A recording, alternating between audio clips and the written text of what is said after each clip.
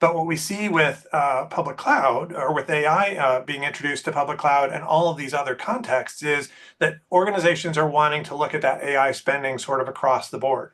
It may not even be looking at all of the AI spending, but it may just be looking at the parts of the AI spending that you're doing on your key applications, on the things that are part of your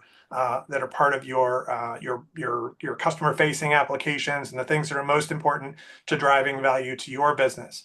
So people are defining these kind of FinOps scopes and understanding how they want to practice run their FinOps practice differently. You're going to see the underlining tone of why FinOps scopes is so key. And if that seems new to you, I do suggest just take a quick look on the FinOps org site and get yourself familiar there, and you're going to see why. Now, AI and Gen AI do have their own measures, and they're just going to be a subset of all the principles that we do. And you're going to see how it applies, but yet how Gen AI and AI have their own unique components. Just with any good business casing, having a solid view into the current and target state costs is going to be foundational for you to understand if your targeted business value can be achieved from a financial standpoint. And we are kind of calling out total cost of ownership here as a recommendation because it does provide a more complete picture into seeing the full true cost of standing up and supporting a product or service. As Swapna has mentioned, whether is it on-prem, cloud, any SaaS related, and the people supporting these services. If something is not intelligent enough to produce the work, it doesn't matter what it costs.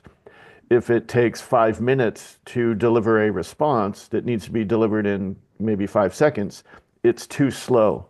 So you have to understand that buy just enough intelligence and make sure that the user story is in alignment. Don't overbuy intelligence. Good morning, everybody. My name is J.R. Stormont, and we are here at the last FinOps Virtual Summit before FinOps X. We've got a couple minutes as people are starting to stream in. So a couple rules of the road that I wanted to remind you of. This is a big Zoom. It's an open Zoom. You can chat in the chat. You can see other participants. Please do turn your camera on. Utilize the chat. This would be a great time to jump into the chat and introduce yourself and say where you're joining from. We have people joining from all over the world. Later at the end, we'll have time for Q&A and open forum for discussion. In all cases, please be brief. Please share with brevity and thoughtfulness. Don't share any confidential information, and please treat others and their ideas with respect. And of course, share knowledge, not sales pitches. So this virtual summit is on one of the hottest topics in FinOps land right now, which is FinOps for AI. That is how to manage the spend and value of AI spending, regardless of where it sits. This is the last virtual summit before FinOps X. And for those of you just joining, my name is J.R. Stormont. I am Executive Director of the FinOps Foundation and joining you from San Diego, California. The FinOps Foundation is a part of the Linux Foundation. We're a nonprofit membership-based trade association who is focused on advancing the people who manage the value of cloud. That means we work to provide programs like this virtual summit, in-region events, education and certification, as well as best practices, standards, things like the FinOps framework, things like the focus specification, and all the various things like State of FinOps and other programs that help you better at your job so you can advance your career. The next 60 minutes, we have a lot of content. We love packing it in on these summits. We're going to talk all about FinOps for AI through different lenses with different people from practitioners, from clouds, from hardware vendors. And we're going to get a preview of some of the content coming at the FinOps X conference in 43 days. So before we kick off, I wanted to do a little round of introductions. Some of the most important people in our community are the ambassadors from the FinOps Foundation. The ambassador program is a program made up exclusively of practitioners. It's a non-vendor program that essentially brings in experienced practitioners from around the world to be the voice of the practitioner in conversations about practices, to go out there and share the message of how to do FinOps well, and really to be the good citizens, the model citizens, if you will, of the FinOps Foundation community. So we've had a lot of great people join this. This is a list from the last month or two, longer one on the website, but wanted to take a minute to introduce one of our newest practitioners. I want to introduce Tana from C6 Bank. Tana, welcome.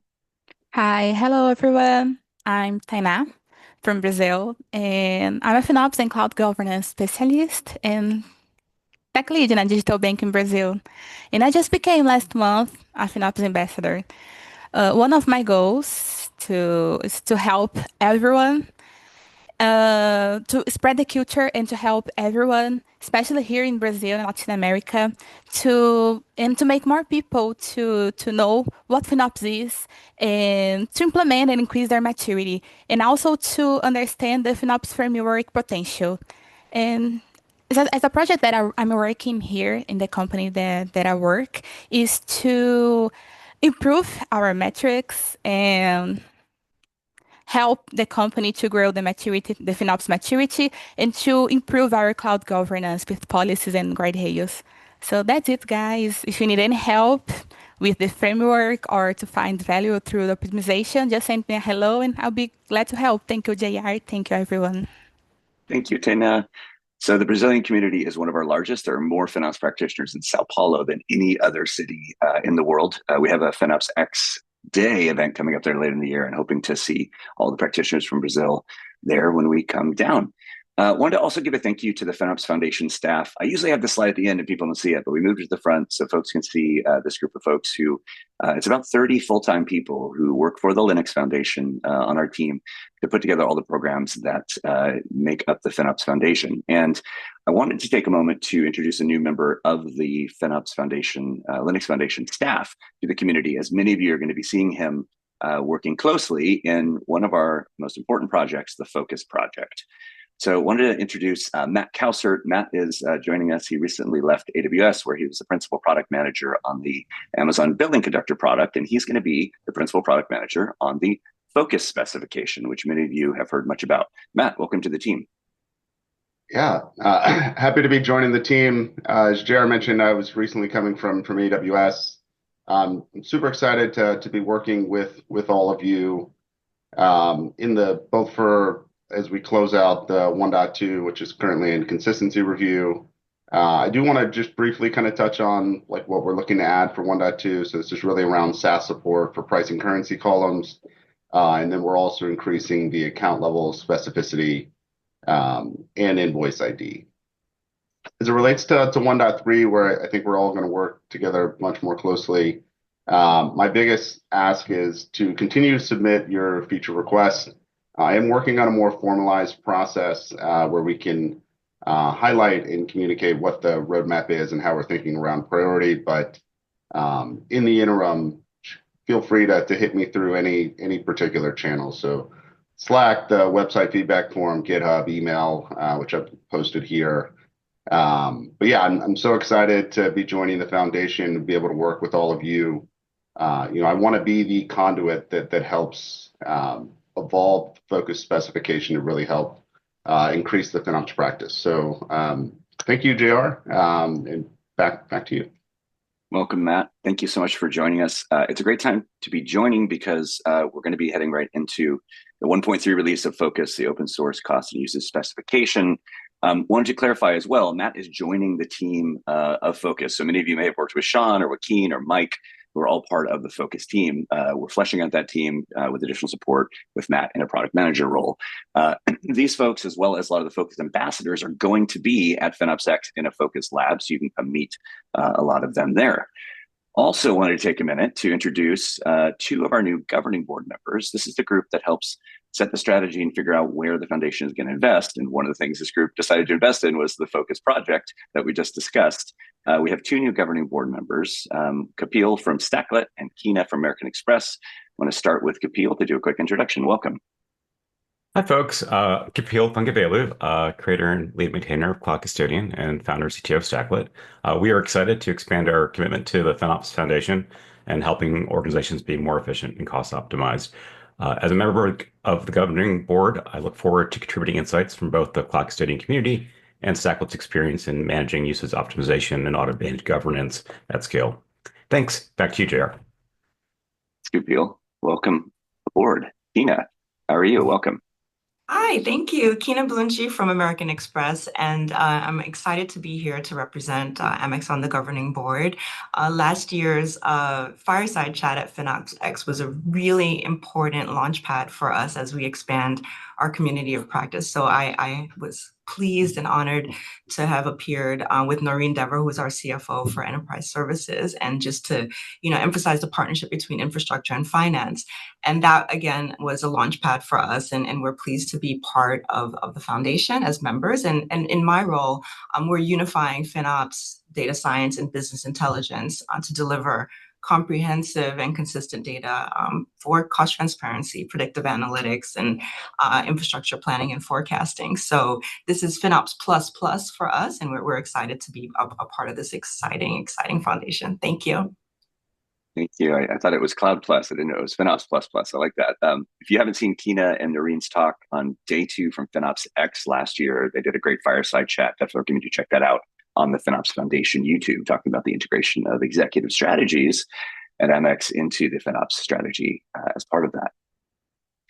So a number of us, 301 of us to be exact, were in London just 2 weeks ago, 2 weeks roughly, for the FinOps X Day there. This is one of our smaller regional events, meaning smaller than the big conference coming up, for a full day of community conversations. We had chief engineer from the UK government. We had Booking.com speaking. We had a ton of great practitioners, both private and public sector, at this full day event. There's a number of these coming up later in the year in different regions like Sao Paulo and DC and Amsterdam. But the big one coming up in 43 days is FinOps X. So many of you have attended in the past. We are 43 days away, which means the hotel rooms are getting really close to selling out. Please consider booking your hotel block like today. And we are on target to sell out the overall conference tickets as well. So tons of great content, multiple days, 120 plus speakers, all the clouds participating, and really a chance for you to have a ton of networking sessions. There's a first note before you go session. This is starting Monday, but I wanted to share with all of you this video to give you a taste of the feel of the conference. There's a little reminiscing for those who maybe have been there in the past. Welcome home.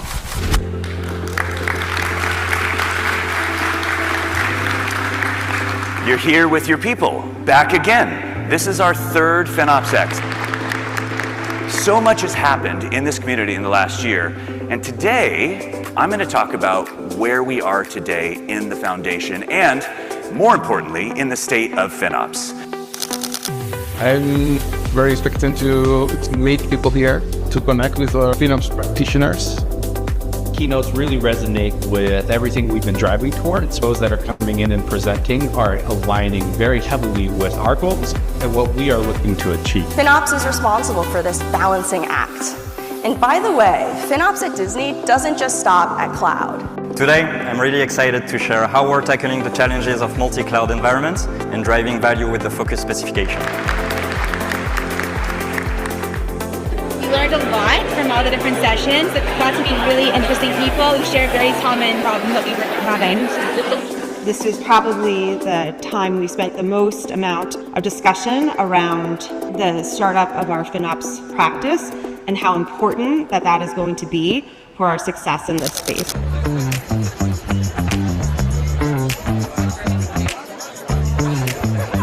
Welcome to FinOps X. This conference, as you know, it's really about the networking and connections, getting to know each other.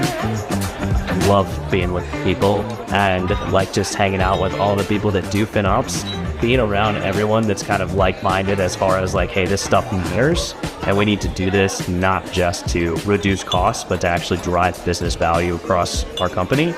It's so great and it's so refreshing. This is what we're all about: community, connection, bringing you together to advance the careers of the people who manage the value of cloud. All right, so I spotted a couple folks we see here on the screen in that video.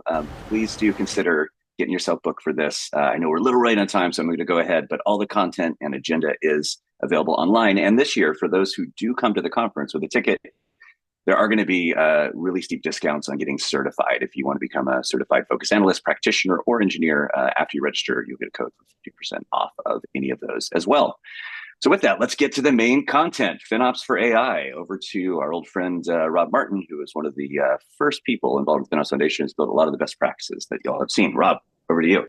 Sure, make me follow the FinOps X video. Happy to be here, excited to talk to you about AI. Appropriate, we're talking about this at our April summit because you can't spell April without AI.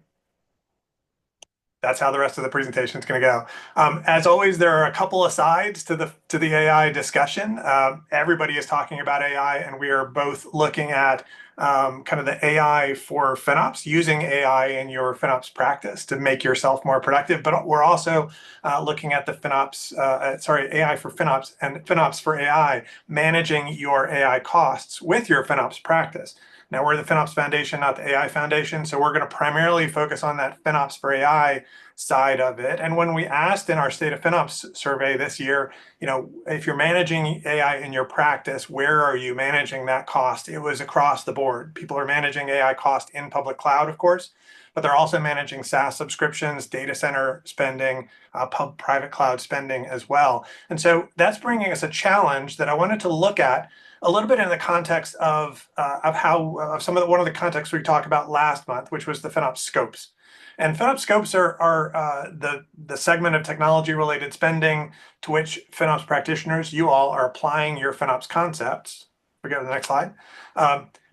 That's going to be in your FinOps practice. That's going to probably start off as just looking at the public cloud spending that you're doing, and whether that's AI spending or other types of spending, really being intentional about meeting your business objectives by managing that cost. And that's going to give you a sort of a profile of your practice. It's going to allow you to choose the personas and the capabilities, the domains that you want to focus on to get that value that you're looking for. But what we see with public cloud, or with AI being introduced to public cloud and all of these other contexts, is that organizations are wanting to look at that AI spending sort of across the board. It may not even be looking at all of the AI spending, but it may just be looking at the parts of the AI spending that you're doing on your key applications, on the things that are part of your your customer-facing applications, and the things that are most important to driving value to your business. So people are defining these kind of FinOps scopes and understanding how they want to practice run their FinOps practice differently. So we use that iron triangle, as always, to try to define how we want to do any one of those tasks. Do we want to do it quickly? Do we want to do it inexpensively? Do we want to do it with the highest quality, or some combination of those? And that's going to let us decide sort of how we want to see our AI scope practice evolve. So as we think about managing AI in practice, or as you're telling us you're managing AI in your practice, you may say that for that type of spending, you want to be much more innovative. You want to be faster to market. And you're okay spending a little bit more because, as we know, FinOps isn't about saving money. It's about enabling your organization to meet your business strategy. That's going to lead you to certain technology strategies to decide where you want to put some of the components of your AI systems, where you want to spend, where you want to focus your attention. It's also going to mean that you're probably ingesting data from some different sources. You may be getting your token-based data from a special way, treating your on-premises infrastructure in a different way to try to get information about how you're running those AI services in different locations. And that is going to let you define then the personas that you engage with, the capabilities and the cadence and maturity that you need to run your FinOps practice in to really manage AI costs effectively in your organization. So that gives you a different scope of practice that we'll see on the next slide. This is an AI service scope where you may be deciding to work with different personas. Maybe security is a much more important persona for you to work with at first as you're introducing AI into your practice. Or maybe you're focusing much more in the capabilities around understanding your usage and cost rather than some of the optimization stuff that will definitely come later. You may be working on tools or doing more data ingestion work than you do for your typical public cloud spend. And that's a good way to focus your practice to make sure that as your practice is bringing on those AI costs, you've got the ability to continue to manage those, to stay ahead of what is going on.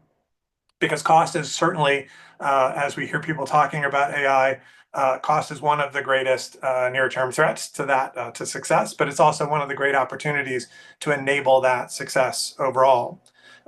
Gartner is saying that like 60% of large enterprises are going to adopt FinOps to help manage their AI initiatives by 2027. We're actually seeing that now. On the right-hand side, you'll see the results from our State of FinOps survey from 2025, where we're already seeing 63% of you who responded to that survey saying that you are using FinOps to manage those AI costs. And we expect that to dramatically increase as more and more FinOps practices bring on AI spend. This is expected to be a gigantic problem, 644 billion in spending in 2025, which is not only a dramatic increase over the last year, but a huge amount of spending in a very, very short period of time, much faster than we got to that level of spending in cloud. So important for FinOps practices to be in front of this. And we're going to hear at FinOps X some of the key, some real key practitioners who are doing this job already. They're starting to manage their AI costs, bring in those costs across the board, merge them in with their regular FinOps practices, and establish their AI scope in ways that are creating value for their businesses. We'll hear from Pepsi, we'll hear from Fidelity, Booking, Workday, and others. There are also going to be a couple of chalk talks where you will get to talk with other practitioners about how this is impacting your FinOps practice. How are you starting to think about AI costs differently? And I wanted to introduce a couple of people who are going to preview one of the talks that they will be doing at FinOps X, Swapna Samuel and Natasha Shu from BMO, or the bank, formerly the Bank of Montreal, to talk about one of the most critical things, measuring the value of AI investments. So Swapna, Natasha, over to you. Thank you, Rob. And so as we go into this topic, so measuring business value of all things cloud, I hope this resonates with you. So FinOps practitioners are often asked, and if you go to the next slide, is show me the value. Not trying to be Jerry Maguire with show me the money, but showcasing the value of cloud. That is something that all of us as practitioners need to know. While we won't be touching into FinOps scopes specifically here, you're going to see the underlying tone of why FinOps scopes is so key. And if that seems new to you, I do suggest just take a quick look on the FinOps org site and get yourself familiar there, and you're going to see why. Now, AI and Gen AI do have their own measures, and they're just going to be a subset of all the principles that we do. And you're going to see how it applies, but yet how Gen AI and AI have their own unique components. I want it, but I can't afford it. I hope this sounds familiar with most of you. And at least the examples we've come across, and we've heard from quite a few other practitioners in the org, is I know build a solution, I know my team can give it, but we can't afford it. Either there are constraints on time, or it needs more money than we can afford, or even the trickiest one that we've heard is I can build it with the right amount of dev dollars, I just don't have the money to maintain it going forward. When you find yourself in those kind of scenarios, it boils down to the point of what is the business value that we are trying to achieve? Now, I've said business value quite a few times, but let's go into the next slide to see what do I even mean by that? Let's set that foundation right. So when we say business value, in the simplest terms, it really is just the net quantifiable benefit derived from an endeavor. Now, in simple terms, what that means is we're going to be looking at both the tangible and intangible elements together. And when you know your business value, you automatically know what's most important to your organization. And the reason why I touched upon scopes is when we look at business value, oftentimes we look at one element. We look at one element on cloud. A lot of cases with AI and Gen AI, you're going to see it have its on-prem elements. And so looking at the business value in totality is basically key for us. Because when you know your business value, you basically are saying, I know what I'm chasing for. I know what's important to me. How do we achieve it? That's going to change what you measure. That's going to change what you track. And so I'm going to pass it over to Natasha, who's going to be talking about the business casing. Thanks, Swapna. So as Swapna has alluded to, as we kind of progress and mature our practice from on-prem to cloud and in the inclusion of AI, we are reintroducing the concept of business casing. So business casing is not new to many folks on this call, and it may take different shape and form depending on the organization that you come from. And in its most traditional form, most business cases focus on some sort of return on investment or financial measures, just purely from a financial lens. However, like Swapna has alluded to, the challenges that many of us actually run into when we start going into larger cloud or tapping into AI initiative, they don't always yield the required return on investment when being evaluated just from the financial lens. So this is where we are kind of re-emphasizing the point that a comprehensive business case is going to be a crucial tool for quantifying the business opportunity and assessing the viability of cloud investment within any organization. And by providing a structural framework and evaluating the financial, operational, and strategic impact, it will actually help the stakeholder make a more informed decision based on clear data and insights. So for some of you, this shift may involve cultural and process changes within your organization. And what I mean by this is this shift requires technologies to start looking at running technology as a business, and also your finance counterpart shifting paradigm from looking at it pure from a financial lens, tapping into OKR measures and looking into the business value in which the initiatives are looking to drive. So as Swapna has alluded to, business values can be both tangible and intangible. Articulating and tracking the intangible benefits is something that cannot be undermined when it comes to measuring the business value for cloud. So with that, if we move on to the next slide, to put the previous slide into some perspective, what we have on here is a simplified example or use case of a Gen AI powered customer assistant investment. Just with any good business casing, having a solid view into the current and target state costs is going to be foundational for you to understand if your targeted business value can be achieved from a financial standpoint. And we are kind of calling out total cost of ownership here as a recommendation because it does provide a more complete picture into seeing the full true cost of standing up and supporting a product or service. As Swapna has mentioned, whether is it on-prem, cloud, any SaaS related, and the people supporting these services. And moving on to the second piece here is for many cloud investment, including AI, this is where we see shift from traditional business cases to the need of almost taking a venture capitalist approach to look for other investors across your organization to tap and fund the initiative. So what I mean by this is as we look into building out a AI-powered customer assistant model, it may result in common data model where other line of businesses such as your HR team or central team can leverage the same foundational build for their own resource onboarding or training. So as part of this business casing and identifying as many use cases as possible will help strengthen the comprehensive business case position. And last but not least, tying in the non-financial metric and keeping track of them in alignment with your business goal will really help put a ball around the comprehensive business case to yield the outcome and support you need to push forward any of your investments. So this is just a sneak peek into what we'll be covering at our breakout session. We'll go into deeper depth at our breakout at FinOps, it's the upcoming FinOps X. So with that, let me hand it over to Swapna to wrap us up. Yeah, and so if you go to the next slide, like Natasha said, this is just a teaser, right? We know there's a saying that says, if you really want to solve a problem, you have to know to ask the right questions. That's half the battle. When you ask the right questions, you tend to get to the solution. And that's what we're going to be doing too. We're going to be looking at business value. We're going to be looking at the what. But not only are we going to be stopping there, we're going to be looking at the how. What is it that will help you break down to a true apples to apples comparison? What are those metrics? What are those measures? What are the things that we've learned from our experience as well that you should be looking at, and discuss those exact details.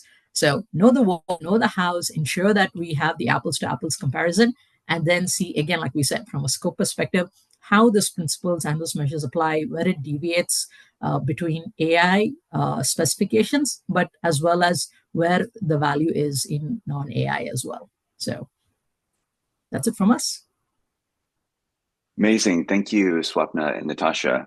Really excited to see that talk at X, and thank you for the little preview we got there. So as we go into the FinOps Foundation's new annual year planning for 26, I want to give a thank you to our premier members and our governing board members. We met a couple of those earlier. These are folks whose organizations have decided that FinOps is important in their organization and are investing in the FinOps Foundation community to help us drive forward community best practices, education, and specifications. And each time we like to feature one of these folks, and this is a really special one because the one we're going to feature today is the first hardware provider to have joined the FinOps Foundation formally, and that is Nvidia. And very excited, especially to hear from Paul. Paul is a big part of the FinOps for AI working group. that we're going to hear more from in a minute. And sometimes I listen to Paul. He goes so deep I can't even keep up with him. But he's offered to do a good basic primer on FinOps for AI from the Nvidia perspective and share a bit of his knowledge. Paul, welcome, and over to you. Oh, I think you're muted still. There we go. Thanks, JR. I appreciate it. Hey folks, I'm Paul Abruzzo, Senior Product Manager for NVIDIA's AI Accelerator. Today, we'll be talking about FinOps for AI and some of the high-level concepts we've learned while deploying the world's largest scale-out AI infrastructure. Now, we've got a lot to cover in 8 minutes, so let's get started. AI adoption is accelerating, but with it brings unique cost, governance, and operational challenges. I'll be working with the assumption that you know basic FinOps principles, but if you've got any questions, feel free to ask one of the many practitioners in the chat. And remember, we're reducing a set of very complex topics to a number of high-level bullet points. Please don't hesitate to reach out to me via email after the presentation if you'd like to continue the conversation. Now, FinOps for AI is a collaborative, ongoing process that blends real-time visibility, automation, governance, and AI-specific optimizations. It's never a one-and-done thing. This is a virtuous cycle. It never ends. AI workloads, especially large language models and the broader generative AI suite of workloads, are resource-intensive, often in a novel way, and volatile, often in a novel way, and can quickly drive up cloud and data center spend if not managed proactively. The life cycle for these products and frameworks is so short. The infrastructure, models, and frameworks you leverage today may not be as price performant or competitive next year, or next month, or next week. FinOps for AI extends the traditional cloud cost management ideology we know and love, but to address these new complexities and timelines. Now, let's dive into cost visibility and optimization. Showback models are the foundation of effective AI cost reporting. Share detailed cost reports with stakeholders to drive awareness and responsible usage. But these are showbacks, not shamebacks. We want to properly allocate and report on cost, not approach innovation in a punitive fashion. Just remember, we cannot afford to let AI spend be a blind spot in our orgs. It adds up a lot faster than you might think. Now, resource optimization can be tricky for AI workloads, but we can build a strong foundation. Implement robust tagging strategies for all AI resources to enable accurate cost attribution and accountability. It's absolutely paramount here. The traditional signals that we relied on in the absence of resource tagging are often not present in AI workloads. And this, of course, leads to right sizing. We continuously evaluate and adjust host configurations for AI workloads to avoid over-provisioning or underutilization. Start small and scale. There's a lot of questions on how. There are hundreds of GPU, node, and job-level metrics available through common metric exporters like DCGM, node exporter, Slurm exporter, weights and biases that may be deployed in your environment. Figuring out which metrics to use can be incredibly intimidating. On the GPU as a resource front, driver-level metrics are often not enough. GPU utilization is not a concept that's directly analogous to CPU or host memory utilization. It is my opinion that GPU memory utilization and GPU power consumption are the most salient signals to leverage early in your journey when identifying waste or effective utilization. GPU memory utilization helps you identify if the workload fits. GPU power usage helps you identify if the accelerator is actually doing something, where GPU utilization may not always signal the same. Memcopy workloads often fall into this category. In this example, you can see utilization reflected in the top two charts that's missing from the GPU utilization chart below. And there's actually a lot of really interesting insights you can collect with GPU power draw. Things like measuring effective utilization, identifying AI workload types, and identifying failure conditions. If you're interested in hearing more about this, blog to come. But if you don't have core competency in your org to effectively measure these things, don't hesitate to use professional services where necessary. I see this over and over when it comes to scale-out cluster builds. Going past 2,000 GPUs requires specific skill sets that may be new to your organization. Don't be afraid to call for help. It'll save you in the long run. Now, on the AI-specific optimization front, generally you're going to fall into one of three categories. Consumers of managed AI services, users of managed hyperscaler infrastructure, or users of internally managed infrastructure in your own data centers. For those of you that are leveraging API-based LLMs, use prompt engineering to reduce your token outputs and monitor token usage to minimize costs. If you're serving your own models, prefer smaller, open weight, or fine-tuned models over proprietary ones when possible to reduce compute and licensing costs. Familiarize yourself with model quantization and the impact it has on infrastructure requirements and model output. In reductionist terms, if you don't always need to go looking for the smartest model, rather the smallest model at the least precision that will consistently accomplish the task at hand. Regularly review storage and data transfer patterns, optimizing for locality and minimizing unnecessary movement, but do not let this prohibit you from pursuing more cost-efficient resources where applicable. If data residency is not an issue for a short-lived fine-tuning run, you have little impetus to reduce data transfer costs as you're likely only moving training data once. All right, shifting gears, let's talk briefly about cost and resource governance. On the cost and resource governance front, build cross-functional and AI-specific FinOps teams. Involve AI engineering and finance stakeholders, your researchers, data scientists, MLOps, platform services, DevOps, and SRE folks in setting budgets, policies, and KPIs for AI projects. Everyone should be aligned to outcome-driven goals. Ask your team, what are we trying to achieve? And work backwards from there. These stakeholders may change as your consumption and serving of AI services evolves throughout your journey. Just remember that whole virtuous cycle thing. Establish clear roles, responsibilities, and escalation paths for AI cost management decisions in your governance frameworks. Leverage tools to help you identify cost anomalies. You want to be aware when that 128 GPU cluster is spun up in a region that's more expensive for you. With regards to automated remediation, the level of disruption usually associated with automated remediation is not as forgiving with certain AI workloads, especially training workloads. Even if it's out of compliance, the LOE required to reinstantiate infrastructure may far outweigh the potential savings. Communicate. It's a business priority versus a cost governance problem. We'll quickly address training and continuous improvement here. Train teams on FinOps principles, AI cost drivers, and AI-specific optimization techniques. Think back to those optimizations we were discussing a few slides back. Your FinOps and AI engineering staff should always be learning about novel approaches. Regularly review cost trends and optimization outcomes to refine policies and practices. You want to know what works and ask the right questions.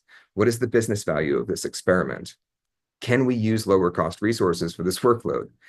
How do we measure and report AI spend? How do we measure and report on success? These may seem like simple questions, but their answers are essential to working backwards to quantify business value. All right, so what does all of this mean? FinOps for AI is a collaborative, ongoing process that blends real-time visibility, automation, governance, and AI-specific optimizations. My research shows that organizations who have established FinOps processes for AI consistently report infrastructure cost savings between 15 and 20%, and more importantly, improved financial predictability. But if you or your org need help getting started, talk to us at AI Accelerator, and we can help you build it on DGX Cloud using best practices that translate beyond your engagement with NVIDIA.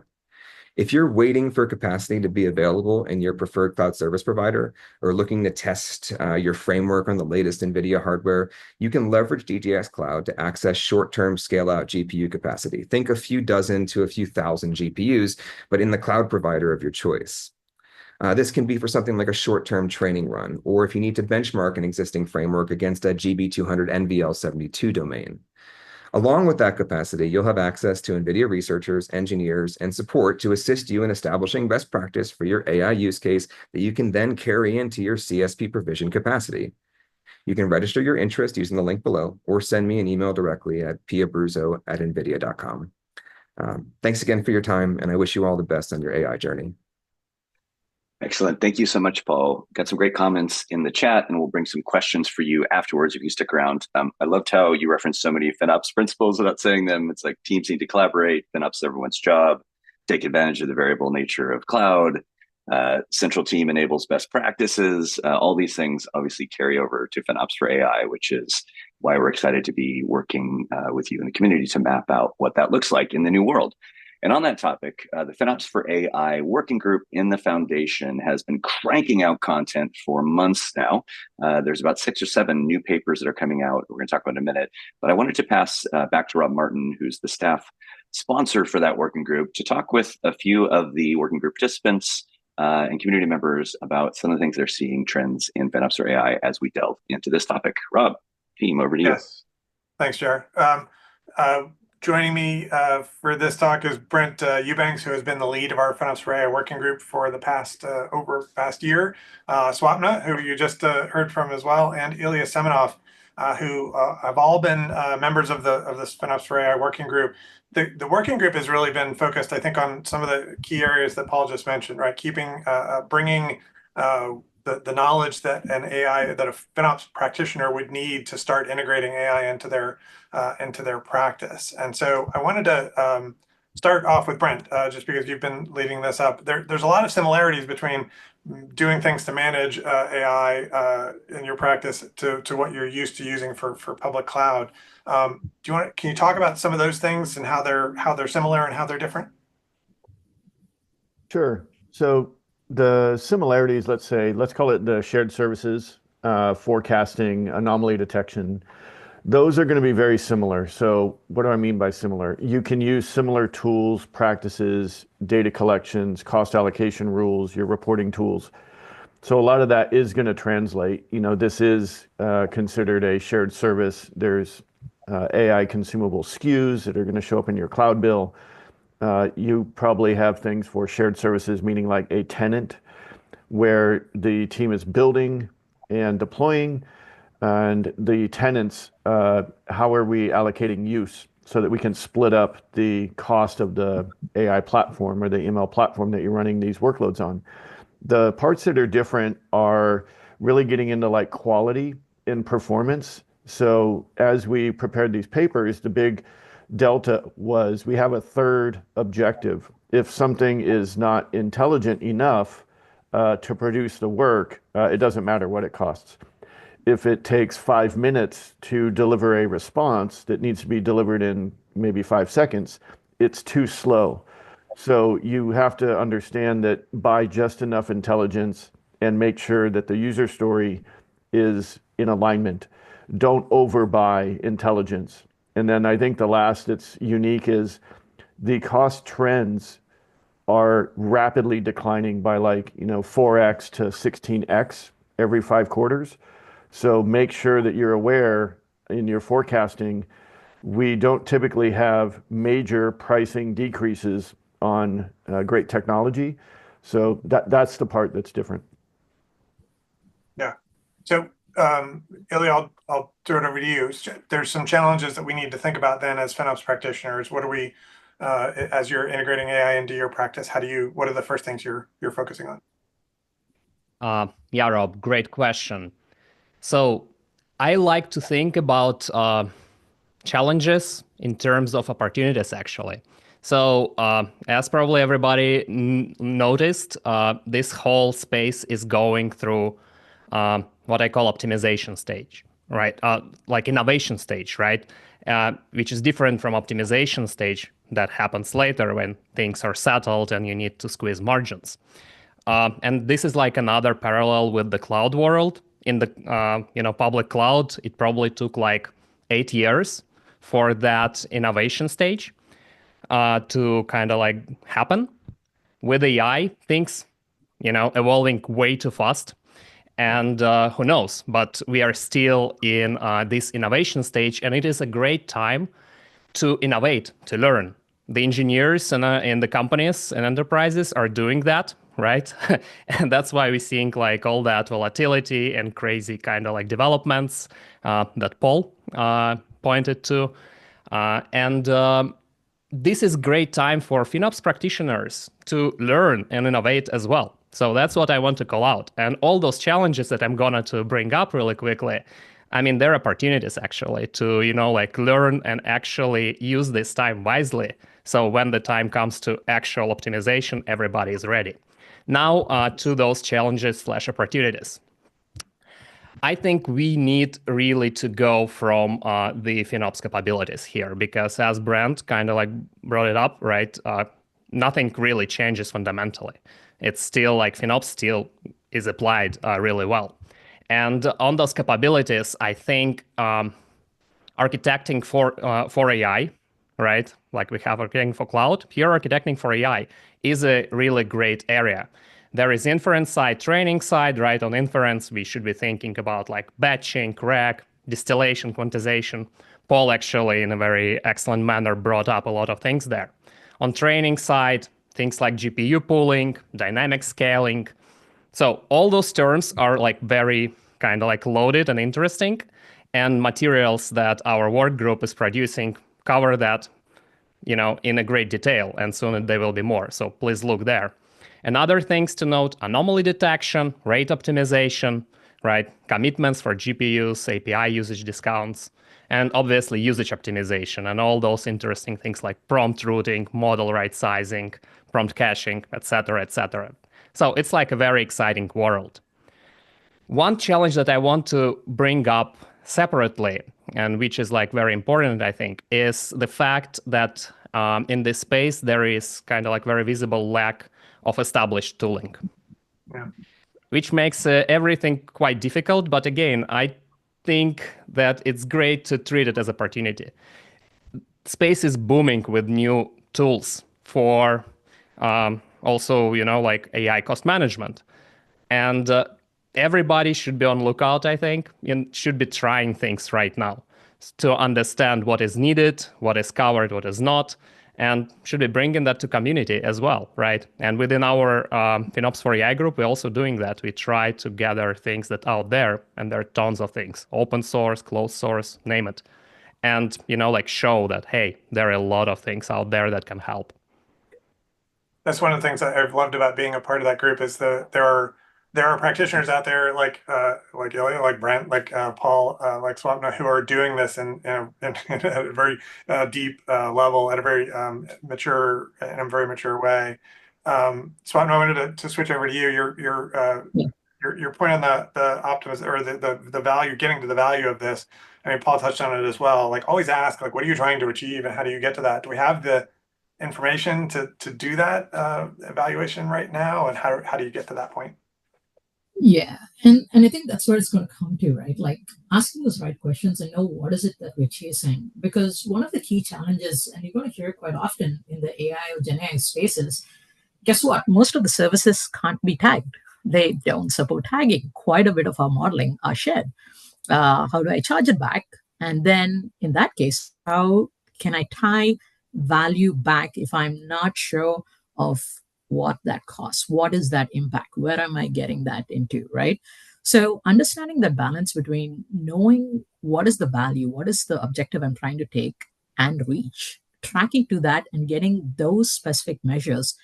And then as practitioners, it is going to be a balancing act between value and accuracy.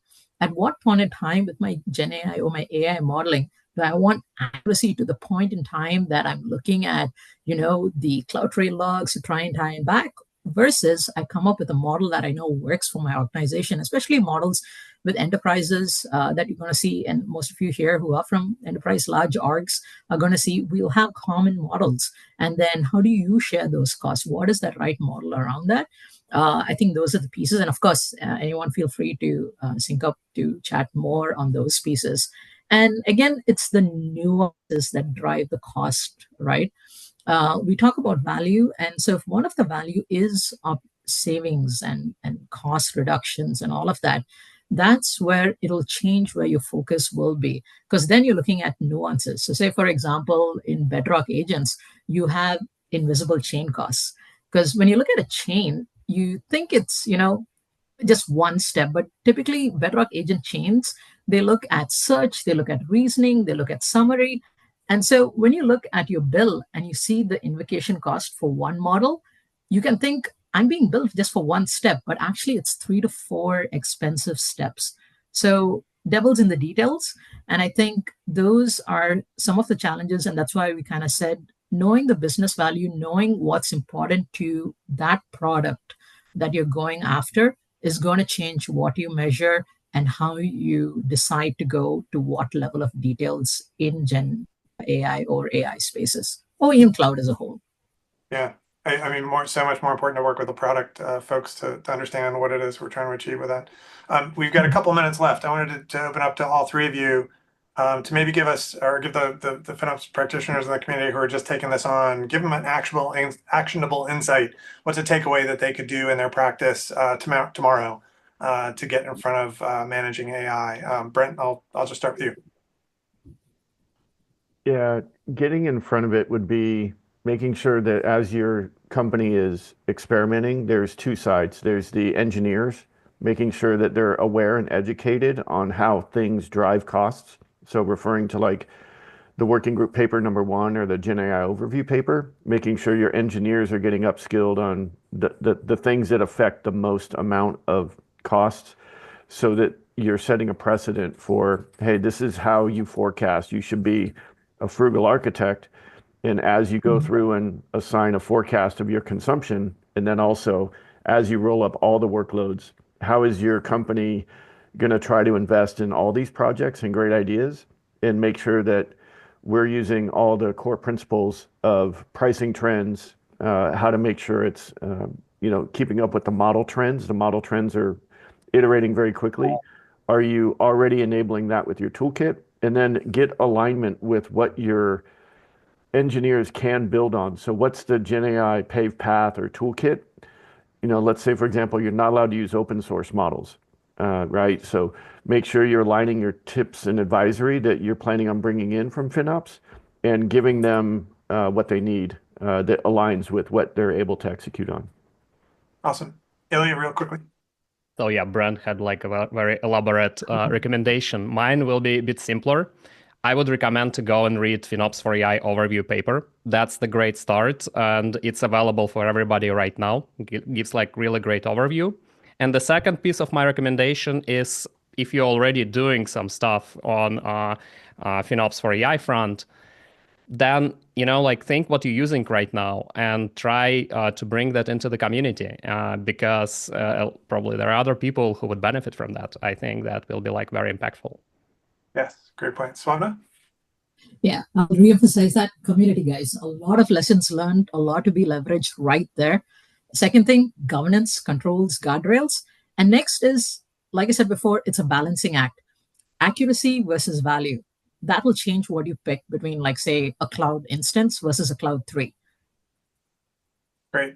Thank you guys all for doing that. Mine's going to be even simpler. Use the terminology. This is all new terminology, but if you think back 10 years, everything you know about cloud was new terminology as well. So learn, take this time to learn this new stuff, ask a lot of questions, and be curious about it. Just like focus, using the terminology really does get us a long way. And I'll hand it back over to JR. Thanks, everybody. So a lot of questions in the chat about where to get best practices and get involved. The link to go to, I'm going to post in the chat right now, is our topic page for FinOps for AI. And there are a number of community calls happening around FinOps for AI. The working group right now is full. The place to start is the community calls. There's usually a couple of those a week.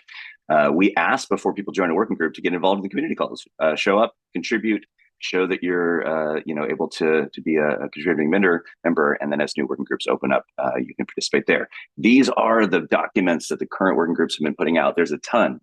Ilya mentioned the FinOps for AI overview paper. There's actually 6 papers, and there's a brand new one, content drop, just happened today, for optimizing Gen AI use. That is sitting on the top level page here at I'm putting in the chat right now, FinOps for AI topic page. We are also working on building out a series of FinOps for AI training that is coming very soon. So watch for that. If you go to learn.finops.org, you can sign up to be notified when that lands. That will be a series of training that will culminate in a FinOps for AI certification. Things are moving so fast that we're going to do this in a drip format. So keep watching this space from there. And with that, in the last 8 minutes, a few of us came back recently all these different groups from Google Next, and I was very happy to be there and see a lot of the Google Cloud FinOps community and a lot of the Google Cloud product leaders, including Sarah McMullin, share so much about what they're doing in the space. And I want to give Sarah the final word here on what new announcements came out of Google Next and Cloud FinOps Land. All right, thanks, JR. So for folks that don't know me, I head up product for Google Cloud FinOps. Next slide. So from talking with many of you in the community, we narrowed in on some of your challenges that you're having. And what's interesting is listening to these talks, you know, we heard a lot about FinOps for AI. And I'm excited to share some of the innovations we've have with AI for FinOps around helping our customers understand their spend, being able to pinpoint waste without having knowledge on specific infrastructure components, and the age-old challenge, how to get engineers to take action. So next slide. So we have kind of leapfrogged a little bit in our reporting now with our incorporation of Gemini Cloud Assist within our cost reports pages. So we have incorporated the ability for our community to be able to use natural language to create their own custom reports. But again, you don't have to face a blank canvas problem. We actually suggest pre-populated reports for folks. And then we also include rich, actually very rich now, insights into what's happening with the cost data, because again, you don't need to look through a report to try to figure out certain trends. We can tell you exactly down to the SKU what's changing, why, big changes. And then thirdly, we now allow the ability for folks to be able to allocate costs by the App Hub application construct. So this is really exciting because we know that obviously services and a collection of services are what cause value for a company, and normally that value takes in the form of a workload or an application. And so this is a very exciting collaboration that we've started, and that we'll be continuing to expand upon. You'll see in future iterations. Next slide. So now that we know what the spend is and kind of where the issues are, the next phase, obviously, in our jobs to be done is around optimization. And now we have incorporated Gemini Cloud Assist into our FinOps Hub. So for folks that aren't familiar, our FinOps Hub is the one-stop shop for cost optimization across our entire Google Cloud. And now we allow for rich insights for folks to be able to see exactly where optimization opportunities are and the savings that they could gain. We now also have the ability for folks to understand waste, which is pretty exciting. So again, waste is one of those areas where maybe it doesn't make sense to purchase a commitment or a committed use discount if you're not even using the resources accurately and efficiently enough. So now we have incorporated waste insights for Compute Engine, Kubernetes, Cloud SQL, and Cloud Run. And we also have new cost optimizations. This is pretty exciting for Kubernetes Engine at the cluster level that come out of the box. And one of the questions I always get from folks is, how much is this? It's free. So all of our tooling, all of the Gemini Cloud Assist, it's all free for FinOps folks within Google Cloud, because we want folks to use our products to innovate and not pay to understand their cloud bill. Next slide. And so within the waste insights particularly, we provide a really easy waste map. So you can see exactly where you're spending the most money for the least used resources. As well, we have Gemini Cloud Assist that can pinpoint exactly your top waste areas, as well as summarize and send those waste insights for developers to be able to take action on. Again, this collaboration between the development community and the business community is something that Gen AI is definitely a great tool for folks to be able to use and to drive efficiencies there. And we're excited to be able to help provide some of those tools for folks to be able to bridge those communication bridges. And next slide. All right, and one of the long time coming releases that we have heard from customers is like, you know, these tools are great, but they're only good for folks that have, you know, really extensive permissions for billing. And, you know, we want to be able to give this to a line of business like a pharmacy department. So now we've enabled a new permissions model that allows multiple project owners or folks that have ownership over multiple projects. Now you can have getting access to the FinOps Hub as well as cost reports. So again, if you're a FinOps, you head up a FinOps organization, you can give cost reports and FinOps Hub to a line of business that has ownership of those projects. So again, it's all around getting FinOps out to the folks that need to also understand and optimize their costs. Next slide. And then finally, this was a fun one for us. You know, we always love a good googly interface. And when we were talking about, you know, what can we include in this release, I was like, oh, we got to do dark mode. It's an amazing experience. And, you know, we really endeavor within our team to have fun and let our FinOps folks have fun organizing their costs. And so hopefully this is kind of a nice delighter for folks to be able to use. I have it on all the time. I love me a dark mode. And that's it. Also love the dark mode. Thank you, Sarah. And for those of you who don't know Sarah, she is one of the founding SteerCo members for the Focus Steering Committee project, and she's also on the FinOps Technical Advisory Council, which works on the FinOps framework. So thank you, Sarah, for all your contributions. And we're at the end of the content, but we've got time now for Q&A for all the presenters. We've been collecting questions and comments.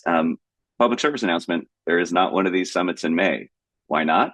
Because we're going to be cramming, as if we weren't already cramming, for FinOps X, which is now in 43 days. So the entire FinOps Foundation staff and many of the practitioner members and vendor members and clouds and hardware providers, they're all getting ready for the conference during May. There's a ton of work coming together. So definitely, as we mentioned, grab your hotel room and ticket now. We expect both to sell out. The hotel rooms will sell out very soon. Tickets will follow. So there's a Monday Know Before You Go session. And to wrap on all the questions in the comments, go to events.finops.org to find out about all the community calls, FinOps for AI, everything that you want to plug into, events.finops.org, or email us hello@finops.org. We can point in the right direction. Hey everyone, producer Andrew here. I hope you enjoy this video as much as I enjoy sharing all of these amazing FinOps stories, best practices, and expertise. Please take a moment to like, subscribe, click the notification bell, and leave comments and questions for our speakers. Check out more FinOps content on our YouTube channel. We appreciate the support.